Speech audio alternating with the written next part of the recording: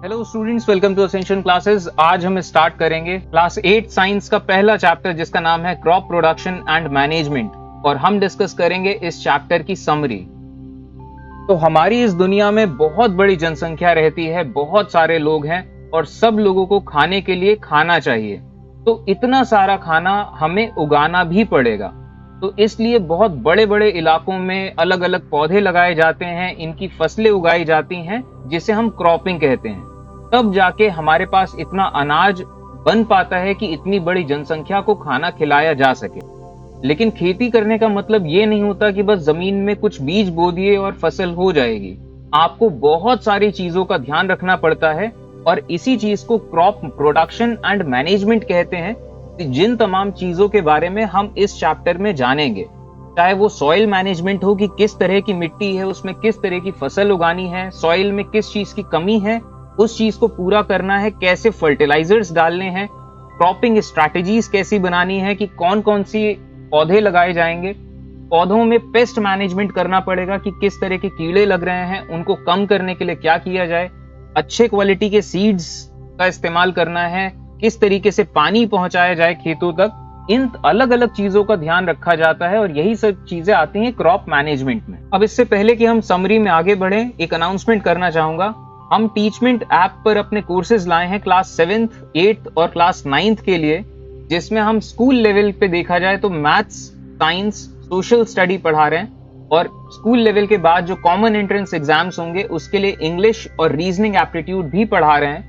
तो ये सब जितनी भी चीजें हम कराएंगे, इन सब चीजों के आपको रिकॉर्डेड लेक्चर मिलते जाएंगे और स्टडी मटेरियल मिलता जाएगा, आपके डाउट रिमूविंग क्लासेस लिए जाएंगे और इसके अलावा इन पर्सन टच रहा जाएगा, एक मेंटरशिप करी जाएगी। तो ये हम टीचमेंट पे कोर्सेज लाए हैं क्लास 7th, 8th और 9th के लिए। और ये वीडियो अगर आप साल 2023 के बाद देख रहे हैं तो क्या पता हमने 10th भी स्टार्ट कर दिया हो तब तक। और यहाँ पे सब चीजें आपको मिलेंगी इस क्लासरूम आईडी में। टीचमेंट ऐप डाउनलोड करके आप ये क्लासरूम आईडी डालेंगे तो आप पहुंच जाएंगे हमारे प्लेटफॉर्म पे, और बाकी डिटेल्स आपको मिल सकती हैं हमारे फेसबुक पेज से, इंस्टाग्राम पेज से, और ये रहा हमारा व्हाट्सएप नंबर, इस पे भी आपको बाकी डिटेल्स मिल सकती हैं। तो अब वापस चलते हैं इस चैप्टर की समरी की तरफ। तो ये जो पूरा प्रोसेस है खेती करने का, फसल उगाने का, इस पूरे प्रोसेस को हम 7 स्टेजेस में डिवाइड कर सकते हैं क्रॉप प्रोडक्शन एंड मैनेजमेंट को। तो पहला स्टेप जो है खेती करने का वो है प्रिपरेशन ऑफ लैंड, यानी कि जमीन को तैयार करना कि उसमें बीज बोए जा सकें और फसल उग सके। तो प्रिपरेशन ऑफ लैंड, अगर ट्रेडिशनल तरीके की बात करी जाए कि खेती कैसे होती है, तो अगर आपको याद हो, खेत जोते जाते हैं बैल और हल के मदद से। तो प्रिपरेशन ऑफ लैंड का मतलब यही कि जो जमीन है उसको लूज करना, मिट्टी को लूज करना, जिससे कि जो बीज बोए जाएं उनको अंकुरित होने में थोड़ा मदद मिले, जर्मिनेशन में मदद मिले। जब वो पौधे बने तो उनकी रूट्स को हवा मिल सके, एयर पेनिट्रेट कर सके इस मिट्टी में। तो इस वजह से सॉइल को लूज किया जाता है, और जो टॉप सॉइल है, जो थोड़ी फर्टाइल सॉइल है, वो भी सरफेस पे आ सके। तो कई सारे फायदे होते हैं। तो बीज बोने से पहले सबसे पहला काम होता है जमीन को या मिट्टी को लूज करना। तो ये तो था ट्रेडिशनल तरीका जो हल का इस्तेमाल करके किया जाता था। अगर आज के टाइम में मॉडर्न मेथड्स की बात करी जाए तो इस तरीके से मशीन्स का इस्तेमाल किया जाता है, ट्रैक्टर्स का इस्तेमाल किया जाता है, जो टाइम और लेबर दोनों को बचाता है। तो पहला स्टेप जो था, जो हमने देखा, ये है प्रिपरेशन ऑफ लैंड, जो किया जाता है प्लाविंग के जरिए। और इसके बाद अब दूसरा स्टेप आता है सोइंग। सोइंग का मतलब होता है बीज बोना, और सोइंग के दौरान कुछ चीजों का ध्यान रखा जाता है कि सबसे पहली चीज तो बीज प्रॉपर डिस्टेंसेस पे होने चाहिए, जिससे कि जब बीजों से पौधे बने तो आपस में कंपटीशन ना हो पानी के लिए या जमीन के लिए, न्यूट्रिएंट्स के लिए या धूप के लिए। उन सब पौधों को प्रॉपर स्पेस मिल सके। तो ट्रेडिशनल मेथड्स अगर देखे जाएं तो कि बीज कैसे बोए जाते थे खेतों में, तो इस तरीके से प्रॉपर मैनुअल सिस्टम होता था। तो जानवरों का इस्तेमाल करके ही, ट्रेडिशनल मेथड्स का इस्तेमाल करके ही इस तरीके से बीज बोए जाते थे। और यही प्रोसेस आज के टाइम में मशीन्स के जरिए किया जाता है। तो ट्रैक्टर्स के जरिए इस तरीके से बीज बोए जाते हैं, और ये भी ऑब्वियसली ये मशीन्स के जरिए प्रोसेस किया जाता है, तो लेबर और टाइम दोनों बचता है। और बीज बोने के दौरान ही कई बार कई सारे किसान मैन्योर्स और फर्टिलाइजर्स भी मिलाते हैं जमीन में, जिससे कि उनको बीजों को और अच्छे न्यूट्रिएंट्स मिल सकें उगने के लिए। तो ये था दूसरा प्रोसेस, यानी कि बीजों को बोना। इसके बाद तीसरा प्रोसेस है फर्टिलाइजिंग। फर्टिलाइजिंग यानी कि जो मिट्टी है उस मिट्टी में न्यूट्रिएंट्स को बढ़ाना, कि ये न्यूट्रिएंट्स पेड़ पौधों की ग्रोथ में और मदद कर सकें। जिन भी न्यूट्रिएंट्स की कमी हो वो उस वाले न्यूट्रिएंट्स डाले जा सकें। तो न्यूट्रिएंट्स को रिप्लेनिश करना या न्यूट्रिएंट्स बढ़ाना, इसके भी दो तरीके हैं। पहला है नेचुरल तरीका, नेचुरल मैन्योर्स के जरिए। तो नेचुरल मैन्योर्स में जो सूखी पत्तियां हैं, जो प्लांट प्रोडक्ट्स हैं, इनको लिया जाता है। इसके बाद इनको एक जगह इकट्ठा किया जाता है और फिर इसमें एनिमल वेस्ट डाला जाता है। जितना भी गाय का गोबर है, एनिमल डंग है, ये सब मिलाया जाता है। इसमें फिर पानी मिलाया जाता है और इसको रख दिया जाता है सड़ने के लिए या कंपोस्ट बनने के लिए। एक थोड़े वक्त के दौरान ये मैन्योर में कन्वर्ट होता है और ये चीज बहुत फायदेमंद होता है खेतों के लिए, और ये न्यूट्रिएंट्स को बढ़ाता है मिट्टी में, सॉइल का टेक्सचर इंप्रूव करता है, वाटर होल्डिंग कैपेसिटी बढ़ाता है मिट्टी की। तो ये है नेचुरल तरीका मैन्योर्स का। दूसरी तरफ हमारे पास आज के टाइम में आर्टिफिशियल फर्टिलाइजर्स हैं, कि मिट्टी में जिस पर्टिकुलर केमिकल की कमी है उस पर्टिकुलर केमिकल को मिलाया जा सकता है। तो ये हुए आर्टिफिशियल फर्टिलाइजर्स। तो अब फर्टिलाइजर्स डालने के बाद जब पौधे बन चुके हैं, आपको एक और चीज का ध्यान रखना है कि आपको एक कांस्टेंट सप्लाई देनी है पानी की, यानी कि आपको इरिगेशन करना है, आपको पानी पहुंचाना है फसलों तक, उन पौधों तक।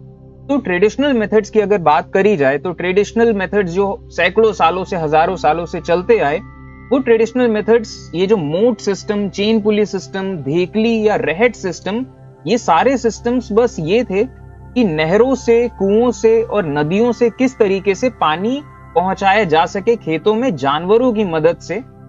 और आज के टाइम में अगर मॉडर्न मेथड्स ऑफ इरिगेशन देखे जाएं तो एक मॉडर्न मेथड ऑफ इरिगेशन है स्प्रिंकलर सिस्टम। इसमें पूरे खेत में पाइप्स बिछा दिए जाते हैं और इन पाइप से प्रेशर से पानी रिलीज होता है और नोजल्स रोटेट करते रहते हैं। तो पूरे खेत में एक बौछार आती रहती है कि जैसे बारिश हो रही हो। तो ये आप देख सकते हैं स्प्रिंकलर्स इस तरीके से काम करते हैं। अब स्प्रिंकलर्स के बाद एक दूसरा तरीका है ड्रिप इरिगेशन सिस्टम। जिन इलाकों में पानी और कम होता है उन इलाकों में इस तरीके से पाइप्स बिछाए जाते हैं और पौधों के पास इनमें छेद किए जाते हैं कि एक एक बूंद पानी गिरता रहे, पौधों की जड़ों में आता रहे। ये सबसे ज्यादा वाटर इफेक्टिव सिस्टम है ड्रिप इरिगेशन सिस्टम, क्योंकि इसमें पूरी फसल कम से कम पानी में पैदा करी जा सकती है। तो अब इरिगेशन करने के बाद अब फिर जब पौधे बड़े हो रहे हैं तो आपको अगला स्टेप का ध्यान रखना है कि पौधों में कई तरह के कीड़े मकोड़े लगते हैं जो पौधों को खराब कर देते हैं, और इसके अलावा पौधों के साथ साथ कई तरह की खरपतवार लग जाती है पौधों के साथ। तो इन खरपतवारों को भी उखाड़ा जाता है या फिर केमिकल से मारा जाता है।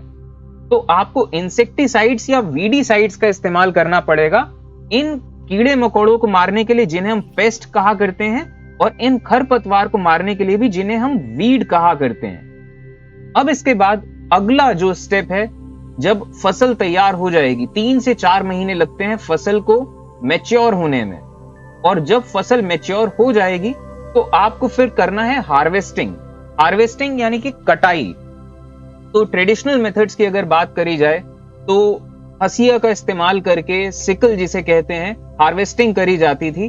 और आज के टाइम में अगर मॉडर्न मेथड्स की बात करी जाए तो मशीन्स के जरिए अब ये तरीका और आसान हो गया है, जिससे इन पौधों से ग्रेन्स निकालना और इजी हो गया है, लेबर बचता है, टाइम बचता है। तो ये प्रॉपर थ्रेशिंग एंड हार्वेस्टिंग, ये पूरा प्रोसेस हुआ जिससे इन पौधों से बीज निकाले जा सकते हैं और फसल आ सकती है। अब इसके बाद सिर्फ पौधों को उगाना या फसल उगाना ही काफी नहीं है, आपको उसके स्टोरेज में भी ध्यान देना है कि ये जो फसल उगाई जा रही है, जितने ग्रेन्स आ रहे हैं, इनको चूहे बर्बाद ना कर दें, नमी से खराब ना हो जाएं या किसी और वजह से ये खराब ना हो ये जितनी भी फसल है। इस वजह से ऐसी ग्रेनरीज बनाई जाती हैं, साइलोज बनाए जाते हैं कि इन फसलों को संभाल के रखा जा सके। तो ये जो 7 स्टेप्स हमने देखे, तो ऑलमोस्ट यही इस चैप्टर में बताया गया है, यही इस चैप्टर की पूरी समरी है। और अगर आपको ये चैप्टर पूरा पढ़ना है, इस चैप्टर के एमसीक्यूज डिस्कस करने हैं, तो ये सब चीजें आपको मिलेंगी हमारे टीचमेंट ऐप पर। तो चलने से पहले मैं आपको फिर से एक बार याद दिला दूं, हम टीचमेंट ऐप पर मैथ्स, साइंस, सोशल पढ़ा रहे हैं स्कूल लेवल पे, और जो कॉमन एंट्रेंस एग्जाम्स होंगे जो आपको कभी ना कभी लाइफ में तैयार करना ही पड़ेगा, उसके लिए हम इंग्लिश और रीजनिंग एप्टीट्यूड तैयार करवा रहे हैं। ये सब चीजें आपको मिल पाएंगी इस क्लासरूम आईडी में, ये सब चीजें आपको मिल जाएंगी इस क्लासरूम आईडी में। और बाकी डिटेल्स आप पता कर सकते हैं इस व्हाट्सएप नंबर से या फेसबुक या इंस्टाग्राम पेज से। तो आज के लिए इतना ही, चलिए फिर, थैंक यू।